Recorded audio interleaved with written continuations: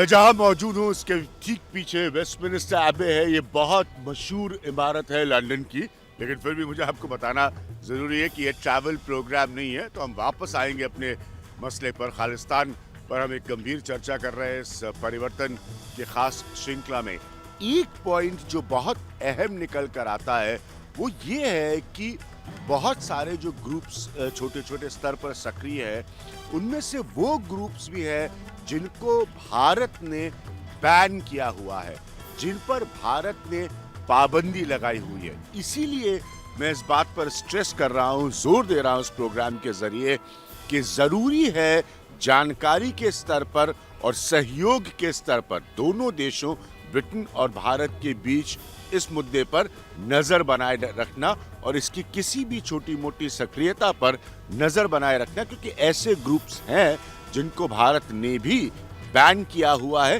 प्रतिबंधित किया हुआ है। जब परिवर्तन की बात करते हैं, दुनिया में ये सब मसले हैं जो सीधा प्रभाव और असर रखते हैं हमारे देश के ऊपर। वीरेंद्र शर्मा साहब है जो कि लेबर के एमपी हैं यहाँ पर। कितना गंभीर और एक्टिव है खालिस्तान की मांग का मसला यहाँ? देखो, ये किस एंगल से लेते हो, ब्रिटिश पॉइंट ऑफ व्यू से या इंडियन पॉइंट ऑफ व्यू से? स्वाभाविक है इंडियन पॉइंट ऑफ व्यू से, और ब्रिटेन की उसमें एक भूमिका होगी। ब्रिटेन इसको सीरियसली नहीं लेता। क्यों? क्योंकि वो नहीं समझते कि उस पर इनका कोई इम्पैक्ट है। British economy, British way of life में खालिस्तान मूवमेंट का या जो लोग खालिस्तान की प्रमोट करते हैं उनका कोई असर नहीं है। ये असर डायरेक्ट अगर हुआ है तो इंडियन गवर्नमेंट या इंडियन लोगों पे इंडिया में है। क्या इंडियन गवर्नमेंट ब्रिटिश गवर्नमेंट के साथ इनका कोई डीलिंग है टू स्टॉप इट? मैं वापस ही अपने पॉइंट पर स्ट्रेस कर रहा हूँ। एडवांटेज लेते हैं, फायदा लेते हैं, तो ये तो बहुत भविष्य के लिए गंभीर सिचुएशन हो सकती है ना सर? ये तो आप कह रहे हैं ना कि वो नजायज फायदा उठा रहे हैं या अब्यूज कर रहे हैं। क्योंकि सरकार सीरियस नहीं है तो वो अपनी एक्टिविटीज को अंजाम दे रहे हैं। इसका जो कंसर्न है वो तो इंडियन गवर्नमेंट को चाहिए ना। इंडियन गवर्नमेंट को कम्युनिकेट करना चाहिए ब्रिटिश गवर्नमेंट के साथ क्या यहाँ का इंडियन हाई कमीशन उसको सीरियसली ले रहा है? कहाँ उन्होंने इसको रेज किया है? कहाँ वो क्वेश्चंस आए हैं कि यहाँ पर वो बोले कि भाई यहाँ पर एंटी इंडिया एक्टिविटीज़ को अगर कोई इनकरेजमेंट मिल रही है तो उसको कैसे स्टॉप किया जाए? आप कन्फर्मिटी से कह सकते हैं कि ब्रिटेन से कोई जैसे खालिस्तान का मूवमेंट चलाने की कोशिश कर रहा है या उसकी मांग का मूवमेंट चलाने की कोशिश कर रहा है, फंडिंग के कोई रास्ते नहीं है? क्योंकि टेरर फंडिंग अब पूरी दुनिया का बहुत बड़ा मसला है। मेरा सवाल ये है, पूरी बदलती हुई दुनिया का एक बड़ा गंभीर सवाल है terror funding. Everybody accepts it जी कि भाई टेरर फंडिंग हो रही है, कोई गलत लोग उसको फंडिंग कर रहे हैं, फंडिंग किसी ओवरसीज से आ रही है, कहीं भी आ रही है। लेकिन ये responsibility first of all Indian government की है। जब इंडिया में फंडिंग हो रही है, जहाँ से पैसा वहाँ जा रहा है, किस तरीके से जा रहा है, कौन सी डायरेक्शन से आ रहा है, उसको कैसे ब्लॉक करना है, कैसे उसको स्टॉप करना है, जो तो इंडियन गवर्नमेंट की रिस्पॉन्सिबिलिटी है। यहाँ की अगर इंटरेस्ट पे हो रहा है, यहाँ का उसके डायरेक्ट नहीं है, तो why they should take the responsibility. अगर ब्रिटेन की जमीन इस्तेमाल हो रही है ऐसा करने के लिए, तो फिर क्या ब्रिटेन नहीं इन्वेस्टिगेट कर सकता? क्या उसके लोग एजेंसीज नहीं पता कर सकते? पहले ये question government to government raise होना चाहिए। मैं बार बार फेयर पॉइंट, क्या इंडियन गवर्नमेंट ब्रिटिश गवर्नमेंट के साथ ये पॉइंट रेज कर रही है? अगर कर रही है उसका क्या हाँ एविडेंस है? अगर एविडेंस के साथ ये है कि भाई ब्रिटिश गवर्नमेंट उसको पॉजिटिवली रिस्पॉन्ड नहीं कर रही, तो ये इंडियन गवर्नमेंट की रिस्पॉन्सिबिलिटी है to question the Indian British government. इस एपिसोड में एक घटना का जिक्र करना मेरे हिसाब से बहुत जरूरी है, और वो 2019 की घटना है जब धारा 370 हटाई गई थी। तब की घटना है। तकरीबन 10,000 लोगों ने भारतीय उच्चायोग के सामने प्रदर्शन किया था और बसों में भरकर उन्हें ब्रिटेन के अलग अलग हिस्सों से लाया गया था। इसमें स्वाभाविक है कि कश्मीर को लेकर जो लोग अपनी आवाज उठा रहे थे वो हैं, और साथ में उनके समर्थन के लिए प्रो खालिस्तानी वॉइसेस, आवाजें भी थी। अब ये इसलिए इम्पोर्टेंट पॉइंट है क्योंकि फिर ऐसा माना जाएगा कि इन 10,000 लोगों की संख्या को देखते हुए जिन्होंने तब प्रदर्शन किया था कि वो भी उसी सोच की तरफ है जो भारत की सॉवरेनिटी को, अखंडता को, उसको नुकसान पहुंचाने का संकेत देता है और उस पर सवालिया निशान उठाता है, जो कि कतई भी, हम जानते हैं ये हमारी स्टेटेड पोजीशन है, जो कि कतई भी किसी भी रूप से माना नहीं जा सकता। इसीलिए ये 2019 की जो प्रदर्शन की घटना है वो महत्वपूर्ण हो जाती है। यहाँ पर जो भी इस तरह की एक्टिविटीज होती हैं, जो हम जानते हैं कि हमारे सॉवरेन स्टेट इंडिया को हर्ट करती है, उसको चोट पहुंचाती है, उसको बहुत ज़्यादा गंभीरता से लेने की ज़रूरत नहीं है, क्योंकि वो यहाँ की सोसाइटी और इकोनॉमिक्स और पॉलिटिक्स को अफेक्ट नहीं करती। यहाँ की सियासत, यहाँ का समाज, यहाँ की अर्थव्यवस्था उसको उस पर असर नहीं डालती। आप भी यही राय, या आपकी भी यही ओपिनियन है? तो मेरी तो ये ओपिनियन है, जिन्हें खालिस्तान चाहिए they should go to India. It's a secular democratic country, they have a right to fight election, make popular political parties, have a manifesto कि हमने जीत के आज़ादी लेनी है या सेपरेट होना है।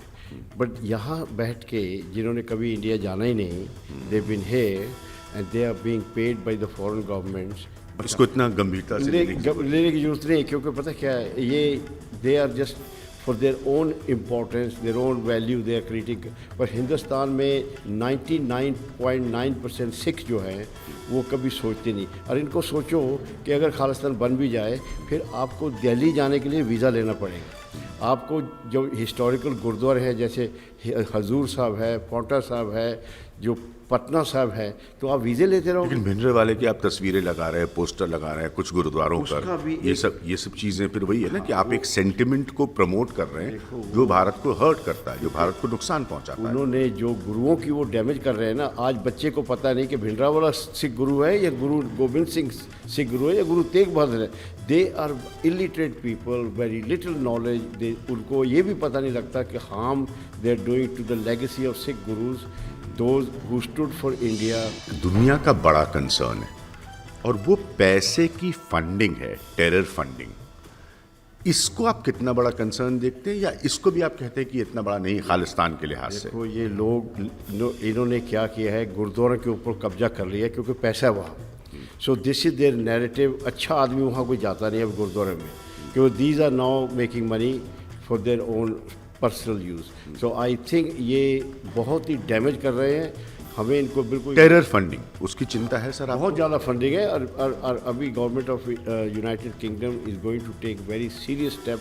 कई तो उन्होंने जो बैन कर दी हैं ऑर्गेनाइजेशन, लेकिन हमें चाहिए हमें एक तरह के साथ रहना चाहिए। ये 4-5 आदमी जो 100-200 है, उनको इग्नोर करना चाहिए। सिखों की हिस्ट्री देखें, उनकी गुरु की हिस्ट्री देखो, वो इंडिया के लिए और इंडिया के लिए ही रहेंगे।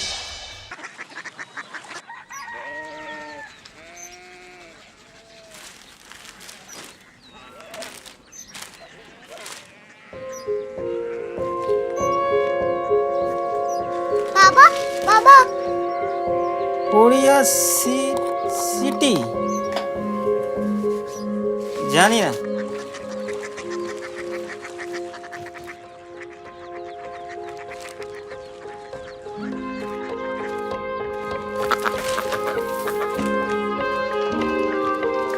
Korea city?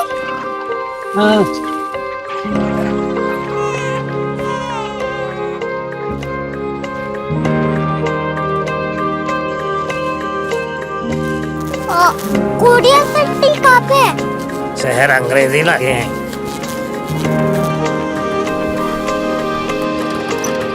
Korea city.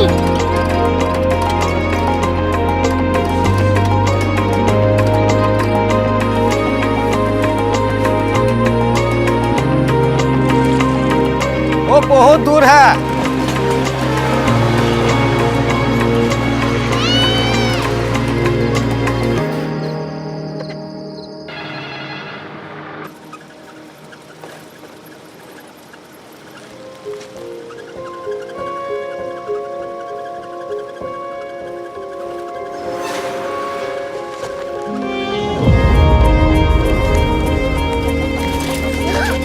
Korea city?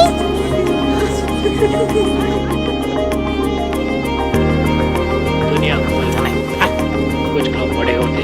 Curiosity कहाँ है? प्रोफेसर साहब को पता होगा। हो, ये छोटा वाला ग्लोब लगता है। और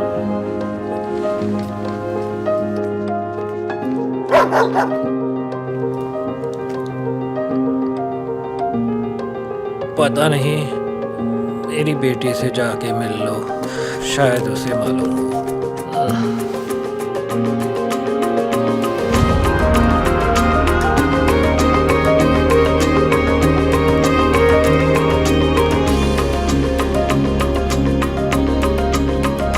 हाय,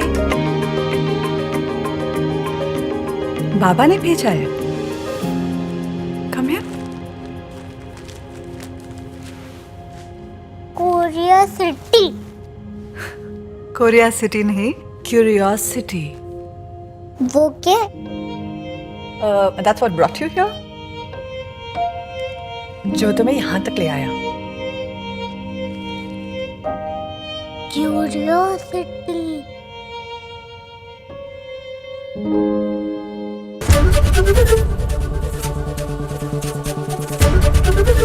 एबीपी न्यूज आपको रखे आगे।